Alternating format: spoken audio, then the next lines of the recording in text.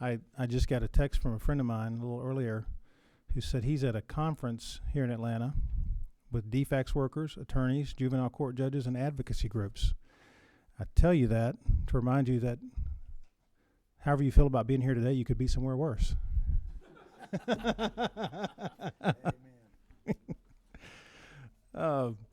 Let's have a brief invocation, if we will. Father in heaven, we thank you for the opportunity to serve you and to serve our neighbors and our communities, and for the opportunity to work toward making our communities better places to live and educate our families. And I pray, Lord, that you would give us wisdom in this process. And I pray, Lord, that for anybody, for those who we know may be in pain or in difficult times, I pray that you give them peace. And I pray that the promise of your peace that passes understanding would be in our hearts and minds today as we face whatever we face at the end of this meeting or through this meeting. And I ask these things in Jesus' name. Amen. All right. So today is our final public hearing in the committee today. We had a sign-up sheet. Is there anybody who wanted to sign up to speak that didn't sign up? If you would just, what I'm going to do today is I notice there are a few people who have signed up previously to speak and have spoken previously. So for those of you who've signed up a second time, I'm going to ask you to keep the comments very brief. And then if it's your first time to speak, then we'll certainly give you the full 10 minutes. The process after today will be we're going to open the opportunity for anybody to submit anything in writing they'd like to. You can email that to me at my house email address, which is christian.coomer@house.ga.gov. Is that right? Okay. And christian.coomer@house.ga.gov. And you can send any commentary, any reports, anything in writing that you'd like for us to consider as a committee. Just send that to us by Thursday, the 30th. And then the committee will start working on a draft report, and we should hopefully have a final report ready for you within the first 10 days or so of the month. So that's our goal going forward from here. So with that, let's see. I've got a few folks signed up here. I'm going to start with Mr. Urbach. Is that correct? I pronounced that correctly? I'm going to start with you because you didn't speak at the last meeting, so I'm going to let you start today, and remind you to please keep it to 10 minutes. And also, I did this the last committee meeting, and I just want to do it again today before you start. The purpose of this committee, or the resolution forming the committee, directed the committee to evaluate whether a recommendation should be made to strengthen Georgia's standards in civics education, and to that extent, would it be beneficial to, so we are tasked with reviewing current status of civics education in the state of Georgia. We've done that. To review other states' methods of delivering civics education in their respective states, and the committee members have a report on that before you. And to review any work that nonprofit civics education providers are currently doing in our state and nationwide. We've heard some of that, and I hope to hear some more of that through the emails that we get in the next few days. And then finally to make recommendations. So we'll be doing that through our committee report. So today, we're really focused on those first three things. If you'd like to talk about current status of civics education in Georgia, or if you want to talk about other states' methods for delivering civics education, or if you want to talk about work that nonprofit civics education providers are currently doing here or other places in the country. And those are the three things we're really focused on today. So with that, Mr. Urbach, thank you for being here. And yes, at the podium would be great. Christian, thank you so much, and everyone else that I just recently met for the first time, thank you for being here. And everyone here in the audience, thank you. My name is Mark Allen Urbach, and I taught in Gwinnett County for 11 years, 2001 to 2012. I was a master educator. I'm currently a candidate for governor of the great state of Georgia for 16 weeks now, but I'm here for education because, like our former governor, Ellis Arnold, in 1943 and 1947, his famous quote that's on his statue right across the street, quote, "Education is the cure of ignorance, poverty, and disease," end quote. Many of my friends around the state of Georgia, educators, college professors around the nation, my friends in the Congress, friends in the Trump administration, they say that Common Core is causing ignorance, poverty, and disease. Okay, that's what they say. Sometimes I agree with them. But I want to speak to you about, Christian, this is about civics education, correct? Okay. So again,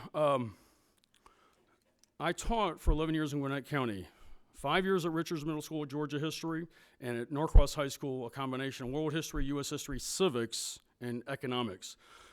From my professional opinion, that civics is not taught properly in any way, shape, or form in terms of the foundations of civics are not taught. They're not AKS, okay? One example is everyone believes there's 3 branches of government. There's 5, and I've studied with Justice Antonin Scalia proving there is 5, okay? And our Constitution starts with the Declaration of Independence, the consent of the governed, okay? When presidents sign those official documents, they go done in the year of our Lord, 2012, and of the independence of the United States, the 240th. That's connection. But civics, I have some things just typed out. It's just a couple things that I put together real quick, as I just found out about this meeting this morning from one of my staffers who told me, "Mark, you got to come to the meeting." So, our Constitution right here, the seal is wisdom, justice, and moderation. That's why I'm running for governor. We need to get a lot more proper wisdom, a lot more justice, and a lot more moderation in the classroom. Enough of the computerized, more writing and reading. So, civics education, what I've seen in the textbook, there are many sentences and paragraphs and pages that are correct, but again, the foundation is not there. It's not taught to the students that the people, okay, the consent of the governed, are the masters of the government. That their role is to keep every elected official and appointed official in line with what should be doing, what should be properly going on. One example, we've all heard of revisionism, biases, and propaganda, but I call it deletism. Whole sections are deleted out of the textbook, whether it's on purpose or the professors who write it don't know. And one example is the first time our founding fathers met at the Continental Congress. There was a rumor that Boston was under attack, and the textbook says in about 3 lines, the first time our founding fathers met, I think it was 1774, September 17th or 16th, that they sent an olive leaf petition branch to King George. There's no mention of the true event of that meeting. They prayed out of the Holy Bible for approximately 3 to 4 hours. Reverend Jacob Duché led them in prayer. He read the 35th Psalm and gave them the inspiration to fight back against a tyrant. There's no mention of that in the textbook. That's one example of deletism. In this whole sections of American history in terms of civics and American government in the American Revolution chapter are not there. They're gone. And I'm a master educator. I know Let me what interrupt should you be just taught. a second. So yes, sir, Christian. I appreciate what you have to say. Yes, sir. And I think that's a valuable point that you're making. But I do think you're talking about a history education course, not so much civics education. So can you Yes, sir. help us focus it specifically to specific points of civics education in Georgia Yes, or sir. other states that you think we should model? Thank you so much, and you are correct. I went macro on history. You are correct. Thank you. In terms of civics, the students are not properly taught why the founding fathers, righteous Christians, because they don't use that terminology, why they established the Electoral College. It's not ingrained in the textbook, and the teachers don't teach it, because I talked with the teachers for 11 years. Okay, that's one example. I'm sure you know about the reasons why they established the Electoral College. That's one example that's not properly taught in the textbook. Okay, another example is in terms of the government. The government, during the American Revolution, issued proclamations for humiliation, fasting, and prayer. That's our government. It's not done today. They're called National Days of Prayers, and because we're in Nonsenseville out there, that people don't even care about it. It's because the elected officials don't know the proper civics and government that created the foundation for this great nation. That's another example. One more example, and then I think my time is going to be up because we have a lot of other people that want to partake this morning. All right, this is government. official documents that end wars are documents, which is the government. The Treaty of Paris, signed in 1791, that ended officially the American Revolution. It's not in the textbook, but the first line of the Treaty of Paris in 1791 that John Jay, Benjamin Franklin, and John Adams signed, quote, "In the name of the most holy and undivided Trinity." The American Revolution was a Christian revolution, fought in the name of the Father, Son, and Holy Ghost. And as a Messianic Jew, I know this information. I've studied it a lot the last 11 years as I taught in Gwinnett County, and I've really, really hunkered down the last 5 years of my life, averaging about 15-hour days reading primary source documents, the private writings of the Founding Fathers, the private writings of our Founding Mothers, and all the official documents. So like I said, I wasn't prepared to come here and leave you with information because I just found about this meeting today. But if you'd like to contact my office, I know I'm a candidate for governor, and I know there's certain protocols that you cannot do, but I'll be more than happy to leave with you a lot of valuable information for you, for our children of this great state, because they are our future. And the reason why some people in Georgia don't feel they have a part in their government is because they're not taught properly in the classrooms. Did I answer your question, Christian? Okay. Any other questions? Any members have questions? No. Thank you very much. Again, thank you so much. It was very nice meeting you this morning. Thank you. Thank you. All right. Let's see. I think we'll go with Ms. Cook, Sita Cook. I know you were with us the last time and offered a few comments. If you want to kind of fill in any of the gaps that you left the last time, that'd be great. I do remember that you were our lowest timed speaker the last time. So I've got one page. I don't know if that's going to make it. I just want to set you up so that you can hint. meet your Yes. same measure of success again. Well, I appreciate the opportunity. As I think I said last time, that I didn't come to the last meeting prepared to speak. It's just when I heard the topic, I knew that it was something I needed to be part of, and I appreciate what the previous speaker said about that. So I have, in the meantime, looked at what some nonprofits have been saying, at what like the state of South Carolina and Arizona have been saying, and my comments are after doing that, so they're not specifically about the states, but you can certainly ask. But I tried to boil it down to the most basic things that were important to me.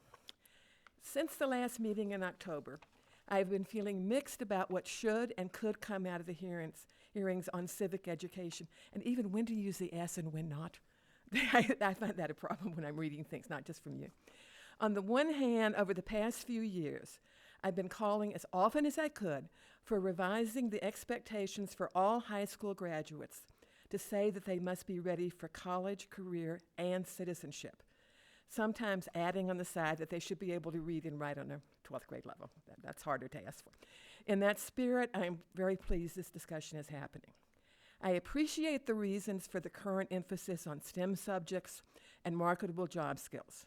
Nevertheless, I would hate for public schools to ignore the ways in which a broader education can be even more effective in preparing students for becoming lifelong learners, including at work, and for being able to respond thoughtfully to all the decisions they might face throughout their lives, including when voting.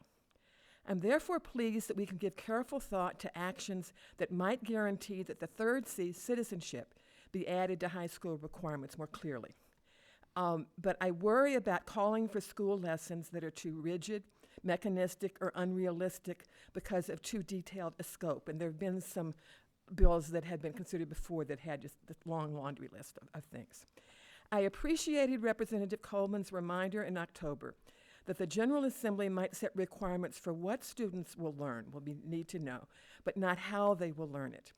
The most useful policies, therefore, might refer more to what general knowledge students should be able to understand to be good citizens, and to be able to apply those points, rather than this list of specific details that they can memorize but won't necessarily understand unless they have the time to go into them in depth. At a time when almost everyone is seeking to limit the number of high-stakes standardized tests, I also am nervous about adding another required test, especially if there is no flexibility in how a student can meet the requirement. I hate to think of somebody not graduating because they freaked out on still another multiple choice test or something. I can imagine saying that every student must have studied the specific topics that are covered in the 100 questions that can be used in the citizenship exam, and some states are beginning to do that. But only if there is recognition of how often those topics are already being taught and of how important it is for students and teachers to be able to discuss how to apply that knowledge to actual historical and current circumstances.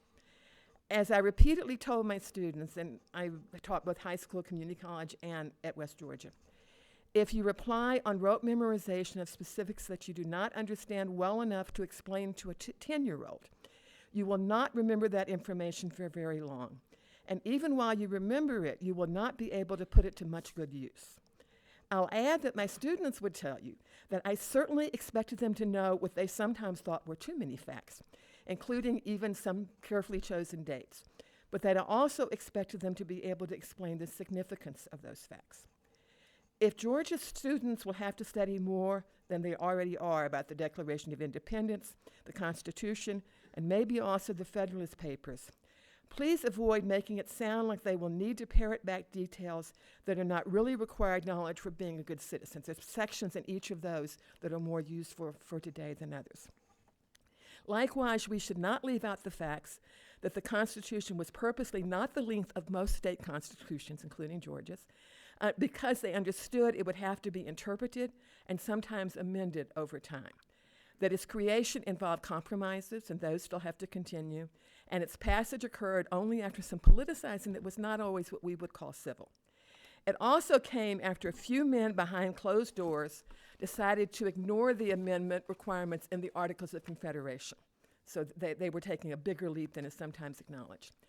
Concerning the Federalist Papers, I don't imagine that anyone calling for their being studied expects the students to read and be able to discuss all 85 of the essays that were written to try to persuade New Yorkers to vote for the Constitution.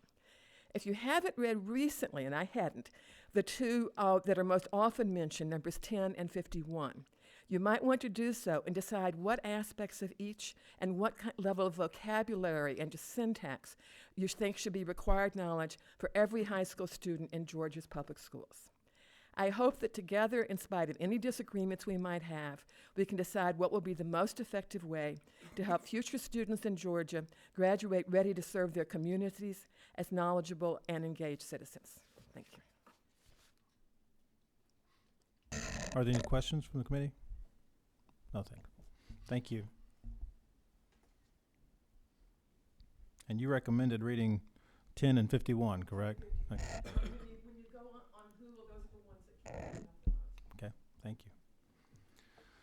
All right, next is Mr. Kraft, Ken Kraft. And of course, Mr. Kraft, we heard from you at the previous meeting, so hopefully you can fill in whatever blanks were left and leave some time for questions. Very good. Yes, I switched over to a notebook this time, given the projection issues in here. So I've got to reference some old, some new things in here, so I thought, well, I'd just flip through the tabs and highlight what's in each section. There's an executive summary in the front that highlights most of the points. So starting in tab number 1, that was in the old book. It's just a summary of the South Carolina bill, which I think is a very good starting point. Tab number 2 is extracts from that booklet from the National Association of Scholars with their recommendations about civics classes. Particularly number 1, they agree with South Carolina. It should be both high school and college involved here. And number 4, focus on traditional requirements that can only be done in the classroom, none of the new civics that require occupying buildings and organizing riots. Tab number 3, this is new. I mentioned it briefly before, but I dug into it a little bit. Hillsdale College, nationally known for their patriotism and Constitution work. They have an online class called Constitution 101. The first page is all the contact people. And I was really struck. There's 10 lectures. And in addition to the historical ones in the beginning we usually think about, near the end they talk about some of the contemporary challenges, like the progressive assault on the Constitution. So it seems to be very up-to-date discussion, which should make for a lively college-level class. I've got some highlights of the lectures. Each one has a lecture by a national known expert, And they've recommended readings linking to original documents and discussion questions. Tab number 4, also from Hillsdale, they have a charter school initiative. It's a very classical scholar school program, but they do have a lot of civics and history in there. I've just highlighted a few pages at the first clip. In 8th grade, some of the issues they cover in civics.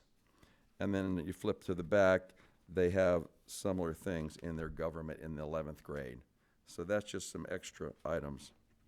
Number 5 was previously mentioned. A number of states are requiring students to pass the naturalization citizenship test, but I think that's the bare minimum. We can do much, much better than that. And number 6 is just reprising my recommendations from before. We need a blue ribbon panel led by elected official heavy on veterans. They were totally excluded the last time they reviewed civics in 2016. Veterans, patriotic groups, and some of these out-of-town experts. Obviously, the teachers and citizens would be involved. And specifically, implement a South Carolina Principles Act as part of an expanded civics class. And then the second thing would be to restore the BOE's sovereignty by pushing back against advanced placement. We are not going to accept any civics changes from the advanced placement without a full board review by the State Board of Education, which does not happen and I think should happen according to Title 20. Again, I mentioned last time, we might be the last generation that truly understands the foundation and the importance of this country, and we have a great chance here to get better civics education for our students in Georgia. Thank you. Thank you. Any questions? Yes, Ms. Chandler. Probably misunderstood you, Ken. But did you say a civics AP class? Is there such a thing? Government and politics Oh, yes, I'm is the aware of AP that. version Yes. that you can opt out of Georgia government and civics. Yes. And Okay. they are revising that again next spring. And I'm afraid they're going to be including new civics things in as from what I read about it. And again, the state board needs to review all those AP changes, which is not currently done. Any other questions? All right, thank Very you very good. much. Thank you. And finally, Caitlin Dooley.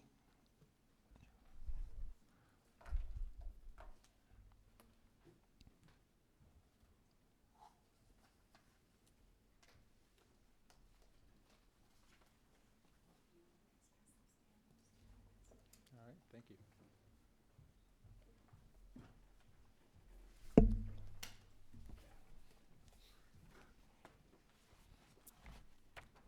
Good afternoon.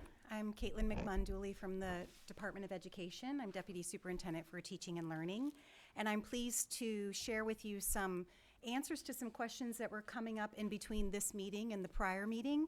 One of the things that I mentioned in the prior meeting was a Civic Engagement Diploma seal. This seal has been drafted and has been reviewed by our Social Studies Advisory Committee, which consists of educators, industry leaders, which would be mostly non-governmental organizations and veterans, and then also community members are part of that advisory. Every content area that we have in curriculum and instruction has an advisory of about 50 people. So they've reviewed this. It's also gone out to several different professional organizations in social studies education. And this is what we're presenting to them, and we're presenting to you as a possibility, an idea that if you all liked this, we could move forward with it. It simply is a civics engagement diploma seal that would be an optional seal for students to opt into as a way to give kudos and an award and celebrate the learning that students do as they take on additional responsibilities in the area. Another thing that came up in the last meeting was the idea of the citizenship test. We have taken all of the items from the citizenship test and put them into the test pad, which is in the student longitudinal data system. So teachers can select those citizenship test items and utilize them how they like. You'll notice that the citizenship test is part of the diploma seal requirements as proposed. The second item in your folder looks like this, and this is Each question from the citizenship test, as well as the standards that would go along with those test items from grades kindergarten through 12th grade. So we expect that most students would be well equipped to answer these questions, and this would be, again, an optional thing.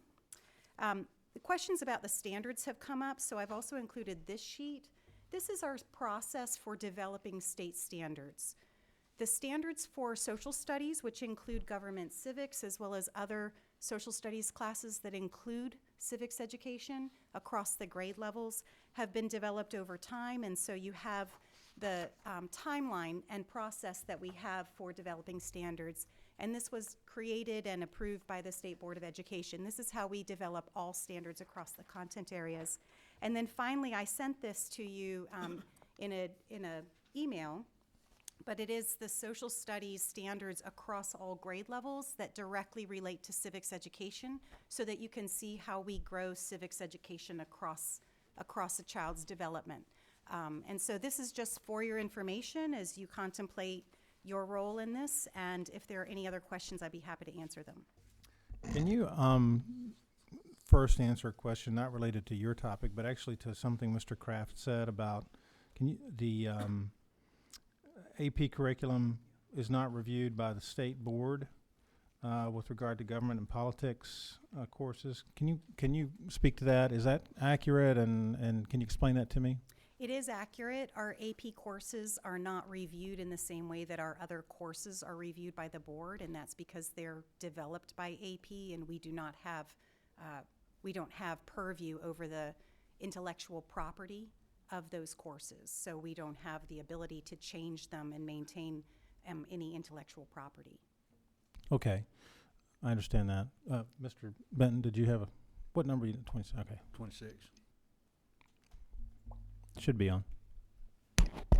Okay. Thank you for the folder of information. I had a question about the standards, especially in the middle school area. Mm-hmm.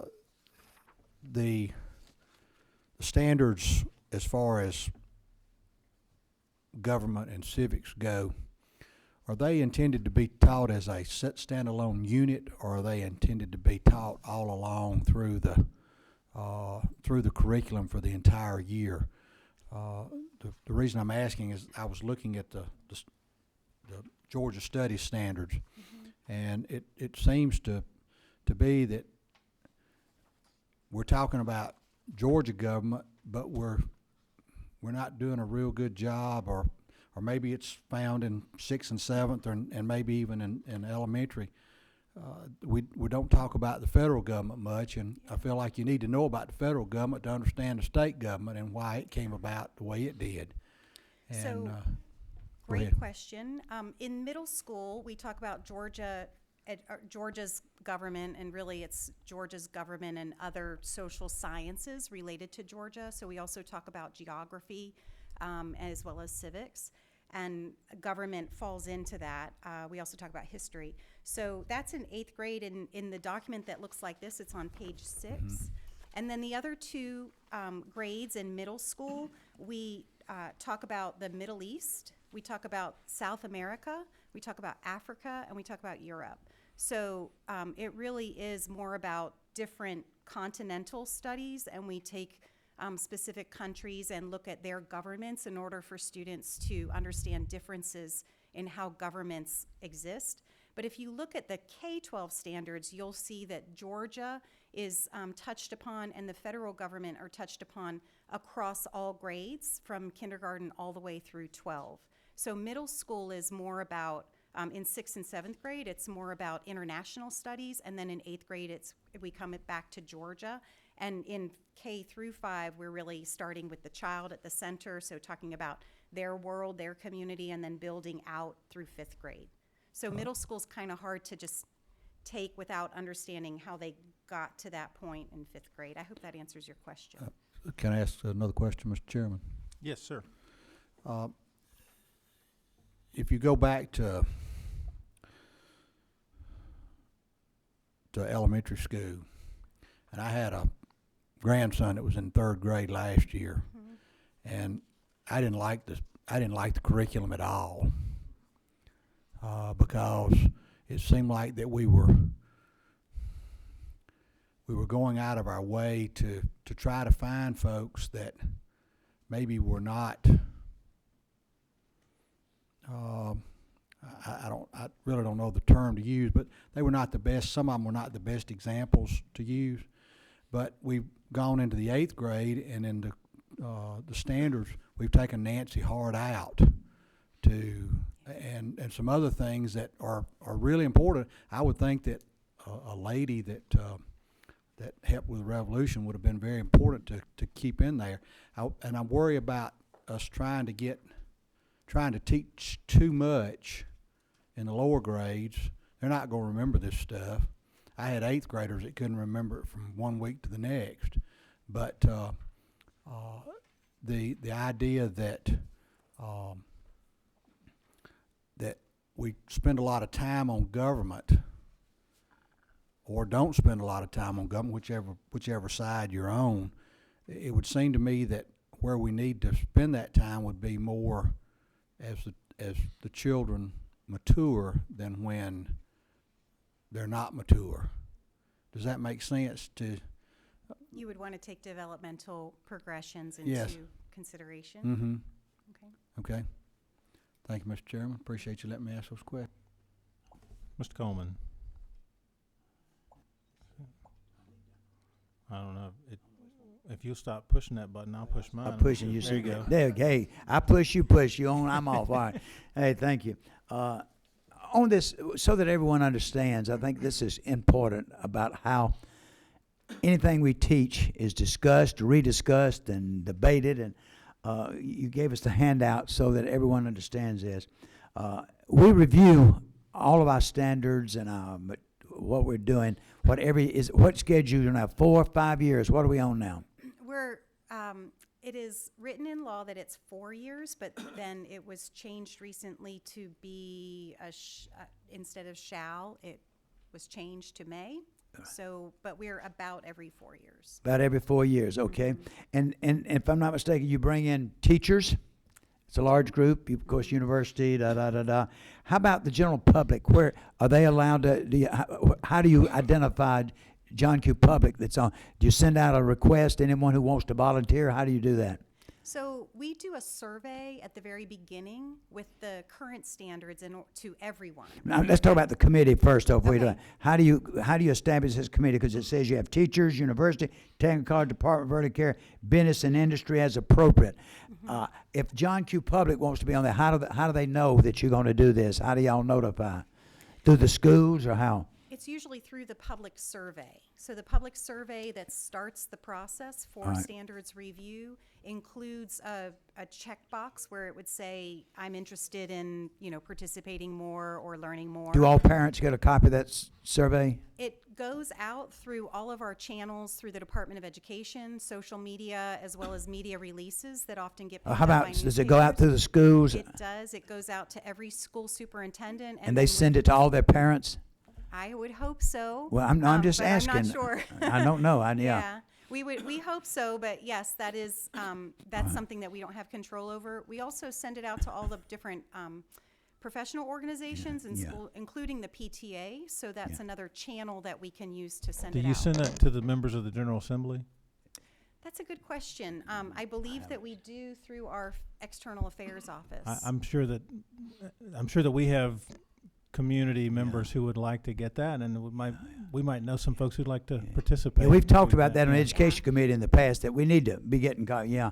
Now, that's my big concern, because that's the one question I hear from parents and community, is that they don't know when this is going on, and they don't see, and in your list you say business and industry. I would hope it would say parents would be Yeah. number one up there, that they would have I think that's all right. Then after you do that, of course, I see you have after they do it, then you create another committee to look at this information. Is that correct? Yes, we have the working committee write the standards, write the verbiage, and then we have a second committee, the advisory committee, look at that verbiage and make any adjustments. If it's significant, then it goes back to the working committee for approval. Right. And if But I it's- noticed on that advisory, you have RESAs, you have they're your parents. Again, I don't know how. Again, my biggest concern is I think that's where our weakness is. Like I said, legislate just the parent group, not. Yeah. not getting, be sure that it gets out, okay? Okay. And then you come back to your advisory, next The committee. advisory committee, and then after that is the academic committee, which is where we make sure that all the different state agencies that deal with education are aware of the changes and approve the changes over time. Okay. All right. Thank you. Uh-huh. And that's done every 4 years. Again, as we did in the past, and I think this is hard for people to understand, we recommend the what, Yeah. as she said earlier, but we don't recommend the how. That's True. completely up to systems.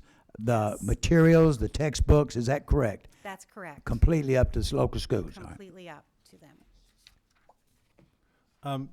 I want to make sure I understand something before I move on. About the survey. The survey is sent out every 4 years? Or is it a request to participate in the survey, or how does that work? How does the survey get formed? The survey gets formed basically when the state school board approves that we will initiate the process for revising standards. That's about every 4 years. And so once the state board approves that we will initiate that process, then we initiate the survey. The survey really is more, and this was an interesting situation when we created these standards, because we actually did 2 surveys. I was new at the Board of Education, or at the Department of Education, and agreed with you that we didn't have enough participation from industry, community, and families. So we initiated a second survey that was a little more top level. The first survey that came out was specific to the previous standards, and we were asking about specific issues that had been raised about the previous standards. And my thinking was that if you're a community member or a parent, you may not be as interested in responding to that survey. So we did a second survey and moved that through the process, where we were looking just at the topics and then some of the conversations that had come up about those topics across time. So when the committees came in to review the current standards, which are the Georgia Standards for Excellence, they were using 2 survey responses. One that was primarily educators responding, and then the second was primarily parents and community members. But again, that was something that I did when I first came into my position 2.5 years ago. So when you say that you initiate the survey process, that's the point where you send it out on social media and to superintendents and so forth. Yes. So is that process established by rule, or is that just something that whoever holds the position at the time decides how they're going to roll that out? The process is established by the board, that is by rule. And then the second survey was more, the board approved it, but it was a ad hoc Okay. desire to increase the information that we were getting, because we were doing science and social studies at the same time, and I was somewhat concerned that we were only getting a biased sample of educator responses without Okay. the others. But we do still have, whenever we do surveys, we do a lot of surveys, we do have a lot of educators respond, mostly Sure. because they're the ones who are paying attention to the Department of Education, Sure. and we're really trying hard to increase our communications beyond that audience. So in the rule that sets out how the survey is established or implemented, is there a list of categories of people who should get the survey request included in the rule? Not specifically, no. Okay. So you can send it to whomever you want, whomever is in your position or whatever that position was you held at the time. I don't know if it's the same position you hold We now or try to not. go as broad as we possibly can, yes. I would request that you, not necessarily by rule, but by some memo or some kind of guidance, Practice, yeah. implement a practice of including members of the General Assembly when you send out the survey. I understand, and we'd be happy to, thank All you. right, thank you. All right, Mr. Benton. Thank you, Mr. Chairman, for allowing me to ask another question. On this area of civics, if we were to have a standalone civics class, have y'all already looked to see if there are any civics text out there that would go along with what we consider to be our standards? So, we are not in the business anymore of reviewing textbooks. That was something that the legislature changed a couple years ago, and so we do not review textbooks. Okay, so it's up to the local system to to look and see what best fits their standards. Yes, sir. So that means that in a lot of cases, we're using books that don't necessarily fit our standards, but it's because California and New York and Florida and Texas still control the textbook content. I can't speak for California, New York. It used to be California and Texas. I will say, though, that when you look at the use of online materials and online resources in contrast to the textbook industry, it really is shifting over to more online resources and digital resources. So I think that was why the legislature made the move that they made the recommendation for. And so I would be remiss if I started to analyze the textbook industry right now. It's in flux. Okay, thank you. Any other questions? All right. Thank you very much. Thank you. I don't have any other speakers signed up. Is there anyone who wanted to address the committee that didn't get a chance to sign up? All right. So our next process will be to review the materials we've been given. If you have anything else you'd like to submit, again, please submit that to my email address, christian.coomer@house.ga.gov. By Thursday, close of business Thursday, and we'll start the review after that, and hopefully have a report of the committee hopefully by about the 10th of December. Thank you very much.